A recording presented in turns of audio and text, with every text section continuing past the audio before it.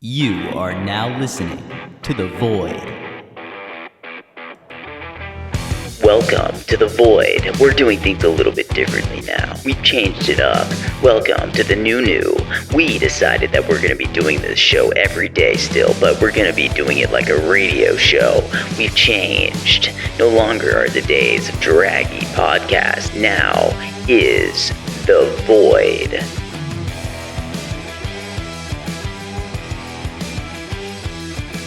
Yeah, so things have definitely been changing up around here. It started with the art. I really didn't know what I wanted to do with the art. I wanted to change it up a little bit. I wanted to get it to be a little more of an accurate representation of what I want the show to look like. So I decided to tweak it up a little bit. I went into Photoshop and I started just experimenting. I started adding some layers and adjusting it and making it look a little bit different. And I came up with something that I am a lot more happy with than the old kind of logo. And I want to move away from the cancer side of things. I think if you're new to the show and you're just discovering The Void, I have cancer and I have been dealing with it for quite some time. And it's gotten to the point now where I'm used to it. And the old show's entire sort of formula was based around the cancer, and it was based around my daily experiences with it. But I think I want to take this new show and still kind of keep it the cancer as a part of it, but not as the entire identity of the show. I think we can do a little bit better than that, and I think that we're going to do a little bit better than that, and I'm really excited about the future. So welcome. We are going to have a great show today. It's going to be a short show, and I think we're going to discover that the format of this show is going to be a lot shorter because it's radio format. It's a lot more contained, and it's just going to be something that you kind of flip through while you're listening to music. At least that's my idea of it. The Void is moving to Spotify, so please download Spotify. This is going to be the first episode that's posted there, and we're doing a bit of a soft reboot, so not a lot of the old episodes, if any, are going to be posted there. We've changed up the art. I've been working on that. It's been a bit of a project over the past couple of days. I'm not an artist. I'm not super good at dealing with all that stuff, so it's been a little interesting. I've been doing a lot of experimenting in Photoshop, learning how to adjust the colors and this and that. So it's been fun, but I'm over it and I'm glad it's done now. So Spotify, download it and listen there.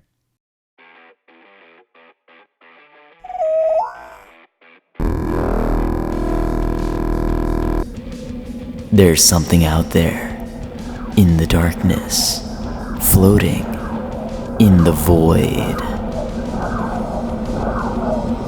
Yeah, that's the show. This is the show, The Void. I've been in such a creative mood. I've been experimenting with this, and moving everything over to Spotify has made my life just such a mess.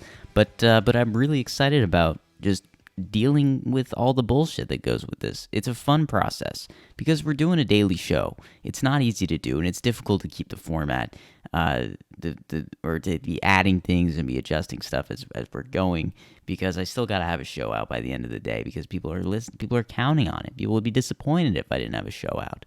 So the cool thing about moving over to Spotify right now is you're kind of gonna get to experience that transition with me as I am doing this. And so it's going to be a little different. Things might be seeming disorganized, but this is the part of the show normally, I think, when it isn't just disconnected and like kind of seeming like a mess, where we're going to be answering questions and we're going to be doing a little bit more of like a talk show, kind of the way we've been doing things in the past with the podcast. So here is probably where I'm going to be doing what you would expect The Void to usually be. And at some point, I still want to get music in here. So if you know any musicians out there, please come onto The Void and let us play your music, because we're going to need some stuff to fill in the gaps. There are going to be gaps. And on days where I don't have any music or any other content to be putting in here, I think it's going to be a really, really short show. So that's why the messages are so important. So thank you for continuing to send those in. And we're going to continue on now with the messages. You send them in. We answer the Void messages.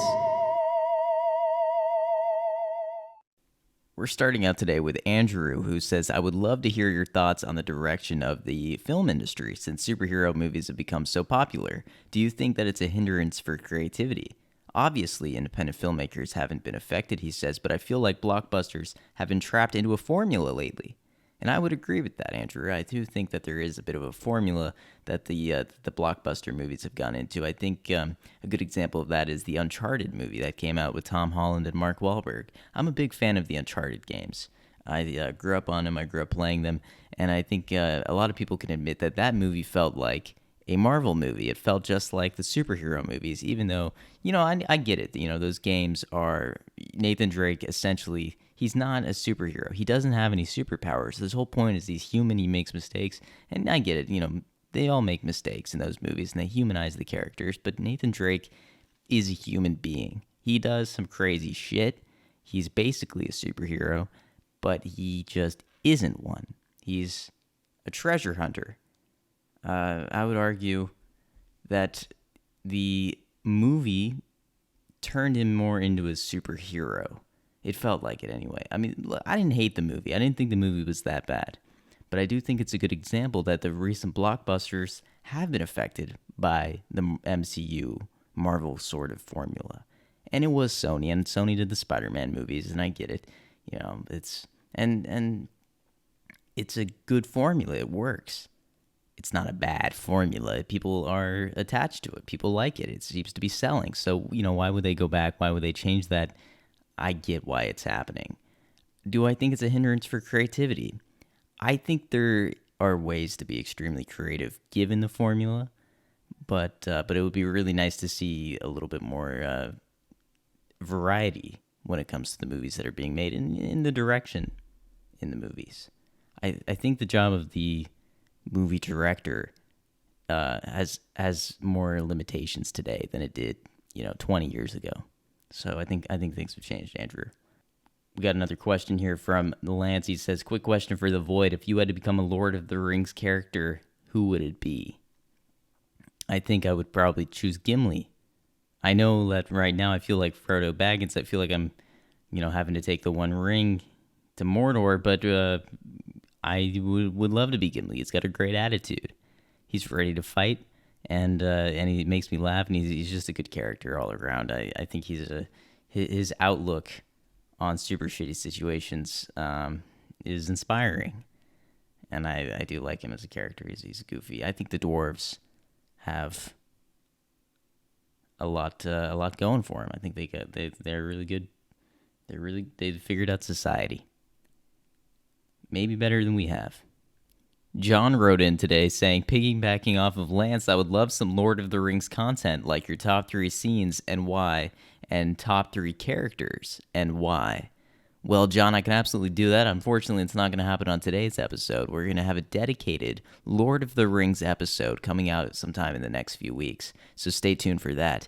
I'm going to do a deep dive into the Lord of the Rings, why it's so important to me. I will definitely be mentioning my top 3 scenes, why, and my top 3 characters and why. So thank you for writing in, John. This next question comes in from Max, who asks, what is your favorite or at least most memorable steak that you've ever had? I can answer both. My favorite steak is from Sutter Street Steakhouse.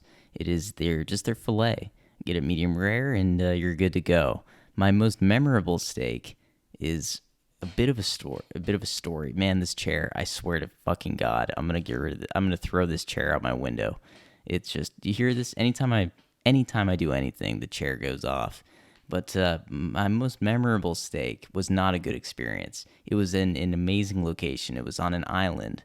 We were staying the night in a lighthouse on an island off the coast of Finland, and they prepared steaks there, but they were coated in pepper. And I remember being tough and dry and chewy, and that was cool. Staying in the lighthouse was amazing, but the food that was there was pretty bad. I remember just wanting to leave. The food was that bad, but yeah, that was definitely one of the cooler locations I've ever eaten a steak.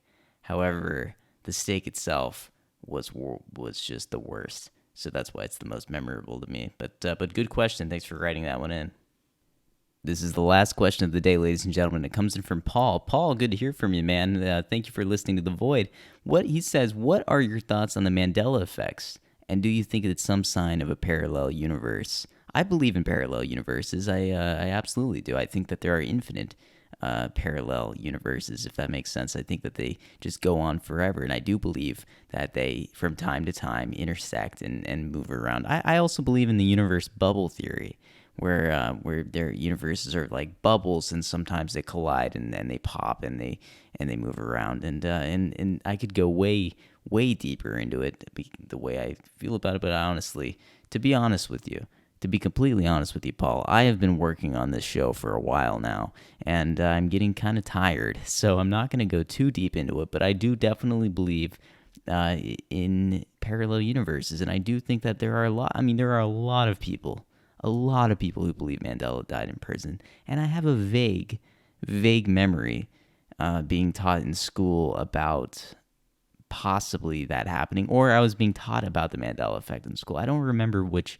is which, and it kind of like going back to what I was saying yesterday. I don't want to be spreading misinformation. I don't know what is going on anymore. My brain's all fucked up. Okay, I'm on chemotherapy. Give me a little bit of a break. But I definitely believe in the Mandela effect, and I do believe in parallel universes. Thank you so much for writing in. And with that, ladies and gentlemen, I'm gonna end the show today. I'm exhausted from setting this up. I know I was all amped up, but it's taken a lot out of me. So welcome to the new Void. Thank you for listening. Take care of yourselves, and goodbye.